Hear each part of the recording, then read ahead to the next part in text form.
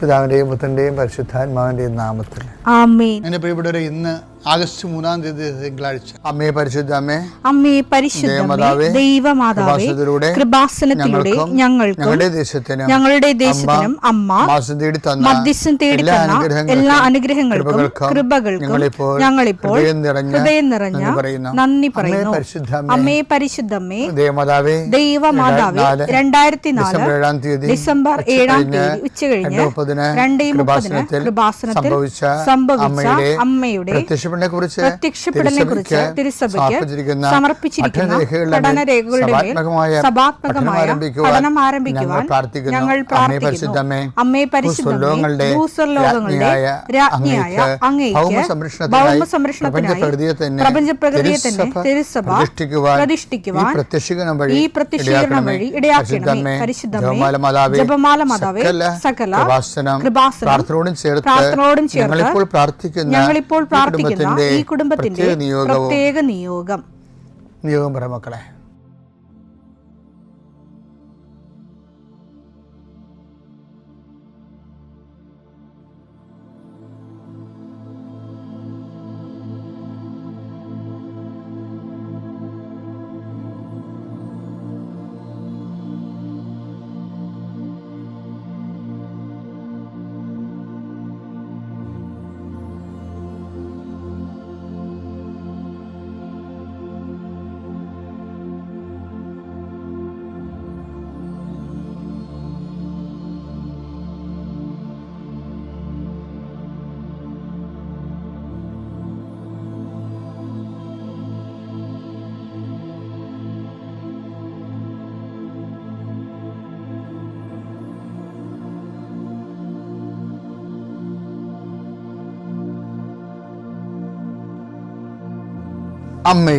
അമ്മയുടെ പ്രത്യക്ഷീകരണത്തിന്റെ ഈ അനുഗ്രഹവേളയിൽ ഞങ്ങൾക്ക് സാധിച്ചു തരുവാൻ കനിയണമേ. ആമേൻ. വിശ്വാസ പ്രമാണം.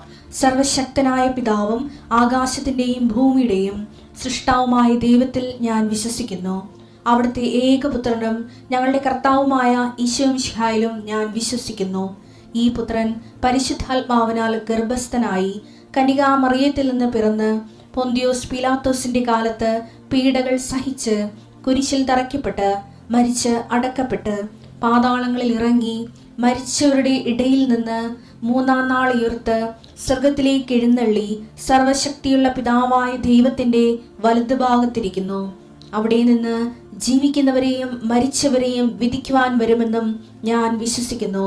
പരിശുദ്ധാത്മാവിലും ഞാൻ വിശ്വസിക്കുന്നു. വിശുദ്ധ കത്തോലിക്കാ സഭയിലും പുണ്യവാന്മാരുടെ ഐക്യത്തിലും പാപങ്ങളുടെ മോചനത്തിലും ശരീരത്തിന്റെ ഉയർപ്പിലും നിത്യമായ ജീവിതത്തിലും ഞാൻ വിശ്വസിക്കുന്നു. ആമേൻ. സുഖസ്ഥനായ ഞങ്ങളുടെ പിതാവേ, അങ്ങയുടെ നാമം പൂജിതമാകണമേ. അങ്ങയുടെ രാജ്യം വരണമേ. അങ്ങയുടെ തിരുമനസ് സ്വർഗത്തിലെ പോലെ ഭൂമിയിലും ആകണമേ. അന്നു വേണ്ടുന്ന ആഹാരം ഇന്ന് ഞങ്ങൾക്ക് തരണമേ. ഞങ്ങളോട് തെറ്റ് ചെയ്യുന്നവരോട് ഞങ്ങൾ ക്ഷമിക്കുന്നത് പോലെ ഞങ്ങളുടെ തെറ്റുകൾ ഞങ്ങളോടും ക്ഷമിക്കണമേ. ഞങ്ങളെ പ്രലോഭനത്തിൽ ഉൾപ്പെടുത്തരുതേ, തിന്മയിൽ ഞങ്ങൾ രക്ഷിക്കണമേ. ആമേൻ. നന്മ നിറഞ്ഞ മറിയമേ, സ്വസ്തി. കർത്താവ് അങ്ങയുടെ കൂടെ സ്ത്രീകളിൽ അങ്ങ് അനുഗ്രഹിക്കപ്പെട്ടവളാകുന്നു. അങ്ങയുടെ ഉദരത്തിൻ ഫലമായി ഈശോ അനുഗ്രഹിക്കപ്പെട്ടവനാകുന്നു. പരിശുദ്ധ മറിയമേ, തമ്പുരാന്റെ അമ്മേ, പാപികളായ ഞങ്ങൾക്ക് വേണ്ടി ഇപ്പോഴും ഞങ്ങളുടെ മരണസമയത്തും തമ്പുരാനോട് അപേക്ഷിക്കണമേ. ആമേൻ. കർത്താവേ, നിന്റെ വിശുദ്ധ പൗരോഹിത്യത്തെ മഹത്വപ്പെടുത്തണമേ. കർത്താവെ, സഭയിലുള്ള സാന്നിധ്യം പ്രകടമാക്കണമേ. 40 വർഷം ഞാൻ അർപ്പിച്ച കൃപാനയുടെ യോഗ്യതയാണ്. കൃപാസന അൾത്താറെ ജീവനോടെ പ്രത്യക്ഷപ്പെട്ട പരിശുദ്ധ അമ്മയുടെ മാധ്യസ്ഥത്തിലെ ഞാൻ മക്കളെ ആശീർവദിക്കുന്നു. കർത്താവ്, ഈ പ്രഭാതത്തിലെ അങ്ങയുടെ മക്കളെ കാത്തു കൊതിച്ചിരിക്കുകയാണ് ഈശോയെ. നിന്റെ വലതുകരത്തിൻ്റെ ഒരാശീർവാദം കിട്ടാൻ വേണ്ടി. കർത്താവ്, ഇന്ന് യാത്രയ്ക്ക് ഒരുങ്ങുന്ന ഓരോ മക്കളുണ്ട്. ഓരോ ഉദ്യമങ്ങളിലൂടെ മനസ്സിൽ വിചാരിച്ചുകൊണ്ട് പോണവരുണ്ട്. ഓരോ ലക്ഷ്യങ്ങൾ മനസ്സിൽ വെച്ച് പോകുന്നവരുണ്ട്. കർത്താവേ, നിന്റെ തിരുമുറുവാർന്ന് ആണിപ്പെടുതാന്ന് വലതുകരം മക്കളുടെ ശിരസ് വെക്കണമേ. അവർ പോകുന്നിടത്തേക്കല്ല, നീ പോകുന്നിടത്തേക്കെല്ലാം ഞാൻ നിന്റെ കൂടെ വരുമെന്ന് കർത്താവ് അങ്ങ് പറഞ്ഞിട്ടുണ്ടല്ലോ ഈശോയെ. അങ്ങയുടെ സഞ്ചാര സാന്നിധ്യം അങ്ങയുടെ മക്കളുടെ കൂടെ ഉണ്ടായിരിക്കണമെന്ന് പ്രാർത്ഥിക്കുന്നു. കർത്താവേ, ഉദ്യോഗത്തിൻ്റെ കാര്യത്തിന് വേണ്ടി പോണവരുണ്ട്. പഠന കാര്യങ്ങൾക്ക് വേണ്ടി പോകുന്നവരുണ്ട്, ജീവിത വ്യാപാരങ്ങൾക്ക് സാമ്പത്തിക കാര്യങ്ങൾക്ക് വേണ്ടി പോകുന്നവരുണ്ട്, ജോലി സംബന്ധമായ കാര്യങ്ങൾക്ക് വേണ്ടി പോകുന്നത് അവരെ എല്ലാം കർത്താവിൻ്റെ തിരുസന്നിധിയിൽ സമർപ്പിക്കുന്നു. ടെസ്റ്റ്, ഇൻ്റർവ്യൂ, പരീക്ഷ, അതുപോലെ ഏജൻസി, ക്രയവിക്രയങ്ങൾ, ജീവിതമാർഗങ്ങൾ, വിദൂര യാത്രകൾ, അങ്ങനെ ബന്ധുത്വം മുറക്ക് പോകുന്ന വിവാഹ യാത്രകൾ, ഈശോയെ എവിടെയെല്ലാമൊക്കെ പോകുന്നു അവിടെയെല്ലാം അങ്ങയുടെ മക്കളുടെ കൂടെ നീ ഉണ്ടാകണമേ എന്ന് പ്രാർത്ഥിക്കുന്നു. ഇന്നത്തെ മുഴുവൻ യാത്രകളിൽ കർത്താവ് നിൻ്റെ കൂടെ ഉണ്ടാവുകയും മാതാവ് നിൻ്റെ വലതുകരം ഗ്രഹിക്കുകയും സഞ്ചാരി മാതാവ് രാത്രി നീ തിരികെ വരുമ്പോൾ നിന്നെ ആരോഗ്യത്തോടെയും സമാധാനത്തോടെയും സുരക്ഷിതമായി ദൈവം നിന്നെ തിരികെ എത്തിക്കുകയും ചെയ്യട്ടെ. നിത്യം പിതാപുത്രനും പരിശുദ്ധാത്മാവിനെ ശ്രദ്ധിക്കുകയാണ്. എൻ്റെ പ്രിയപ്പെട്ടവരെ, ദൈവത്തിൽ നമുക്ക് ആത്മീയതയുണ്ട്, ആനുകൂല്യങ്ങളുമുണ്ട്. ആത്മീയതമായിട്ട് എന്ന് വെച്ചാൽ ദൈവത്തിൽ നിന്ന് ലഭിക്കുന്ന വസ്തുക്കളുമായിട്ട് നമ്മൾ കണക്ട് ചെയ്യുമ്പോഴാണ്, വിഭവങ്ങളുമായിട്ട് കണക്ട് ചെയ്യുമ്പോഴാണ് ആനുകൂല്യങ്ങളെന്ന് പറയുന്നത്. ദൈവത്തെ നേരിട്ട് നമ്മൾ ദൈവമായിട്ട് കണക്ട് ചെയ്യുമ്പോഴാണ് ആത്മീയത ഉണ്ടാകുന്നത്. അപ്പം നമ്മൾ ശ്രദ്ധിച്ചില്ലെങ്കിൽ ചിലപ്പോൾ ഈ ആനുകൂല്യത്തിൽ തന്നെ നമ്മൾ ജീവിച്ചു പോകും.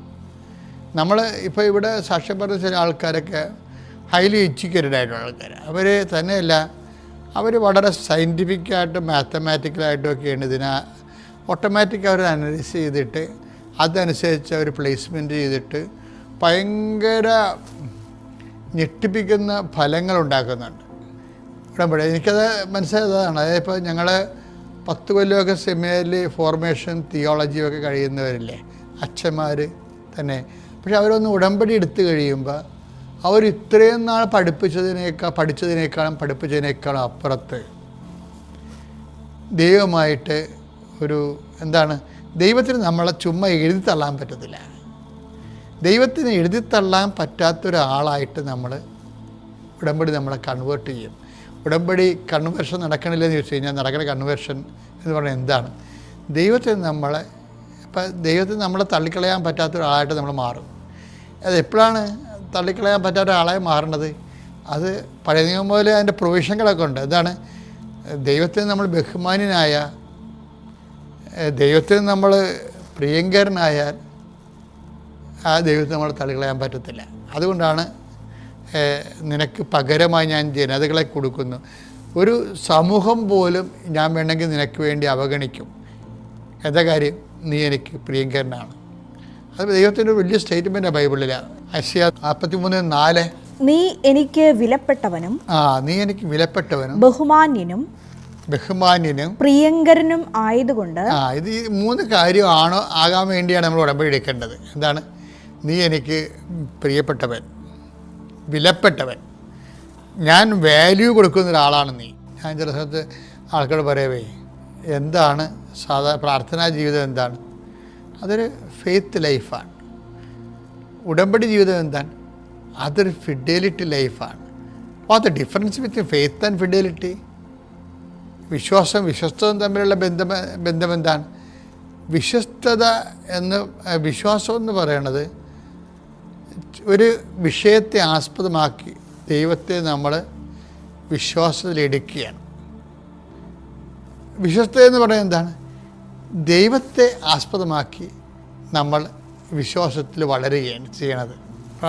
വിശ്വാസം എപ്പോഴും ദൈവത്തിലാണ് വിശ്വസിക്കണമെന്നുണ്ടെങ്കിലും വിശ്വാസത്തിന് ഒരു ആനുകൂല്യത്തിൻ്റെ ലെവലുണ്ട്.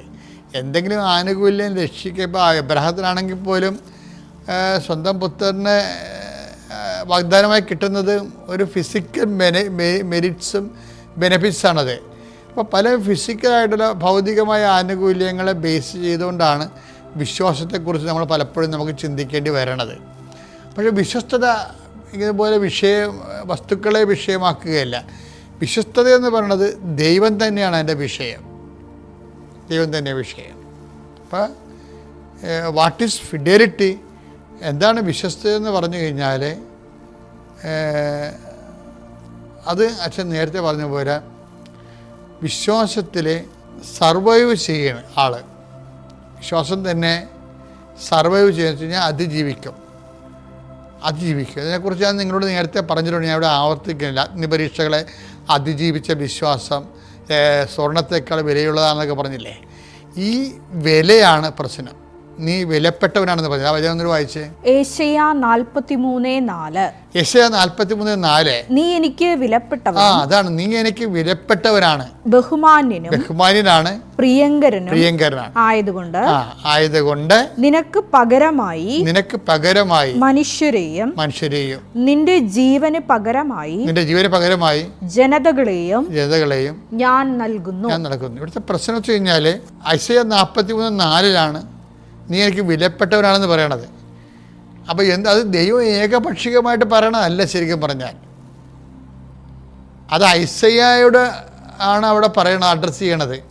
നമ്മൾ കരിസ്മാറ്റിക് കാലം വന്നപ്പോൾ വഴിയ പണവന്മാർക്ക് എല്ലാവർക്കും നീ എനിക്ക് വിലപ്പെട്ടവനാണെന്ന് പറഞ്ഞ് വ്യാഖ്യാനിച്ച് കളഞ്ഞ്. അത് ആൾക്കാർ പറഞ്ഞാൽ ശരിയാണല്ല, നിനക്ക് പകരം ഞാൻ ജനതകളൊക്കെ ഒരു കടത്ത ഈശോ പാപികൾക്ക് പരിഹാരമായ സ്വന്തം ശരീരം കൊടുക്കണത് കൊണ്ട് എന്തെങ്കിലും വില നമുക്കുള്ളത് കൊണ്ടാണല്ലോ.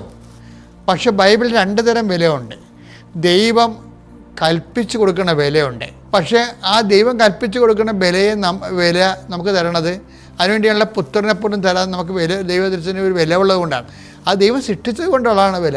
താൻ സൃഷ്ടിച്ചത് മനുഷ്യൻ നശിച്ചു പോകരുതെന്നുള്ള ചിന്തയിലാണ്, ആരും നശിച്ചു പോകരുതെന്നുള്ള ചിന്തയിലാണ് ആ വില വരണത്. 1 തിമോത്തി 2:4. ഇത് കേൾക്കണം കേട്ടോ ഈ വചനം. 1 തിമോത്തി 2:4. എല്ലാവരും രക്ഷിക്കപ്പെടണമെന്നും എല്ലാവരും രക്ഷിക്കപ്പെടണമെന്നും സത്യം അറിയണമെന്നുമാണ് യേശുക്രിസ്തുവിനെ അറിയണമെന്നുമാണ് അവിടുന്ന് ആഗ്രഹിക്കുന്നത്. അപ്പം ഈ കർത്താവിൻ്റെ ആഗ്രഹം എല്ലാവരും യേശുക്രിസ്തുവിനെ അറിയണം, സത്യം അറിയണമെന്നാണ്. അപ്പോൾ യേശുക്രിസ്തുവിനെ അറിയുന്നതിന് വേണ്ടിയാണ് നമ്മൾ സൃഷ്ടിച്ചിരിക്കുന്നത് കൊണ്ടാണ് നീ എനിക്ക് വിലപ്പെട്ടവനെന്ന് പറയണത്. അതാണ് വിഷയം. യെശയ്യാ 43:4 പറഞ്ഞത് എന്താണ്? നീ യേശുക്രിസ്തുവിൻ്റെ രക്തത്താൽ വീണ്ടെടുക്കപ്പെടാൻ സാധ്യതയുള്ളവനായതുകൊണ്ട് നീ എനിക്ക് വിലപ്പെട്ടവനാണ്.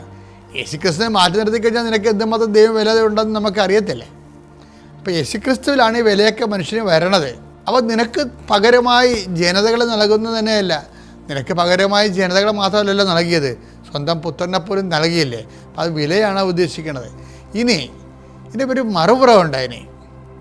ഇത് ദൈവം യേശുക്രിസ്തുവിനെ പ്രതി നമുക്ക് അസൈൻ ചെയ്തിരിക്കുന്ന ഒരു വിലയാണ്.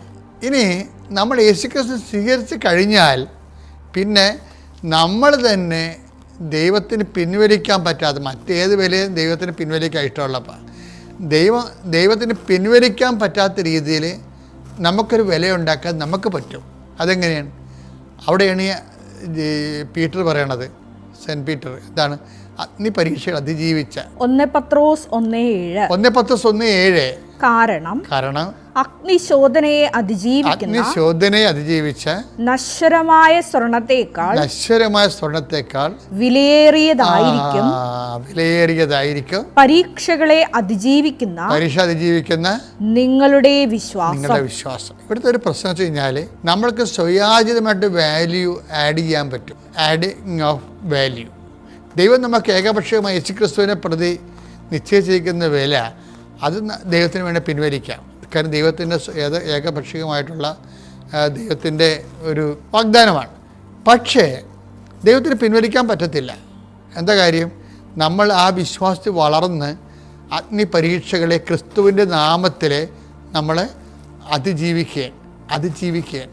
അതിജീവിക്കുമ്പോൾ സ്വയാർജിത കൃപയുണ്ടാകുന്നു.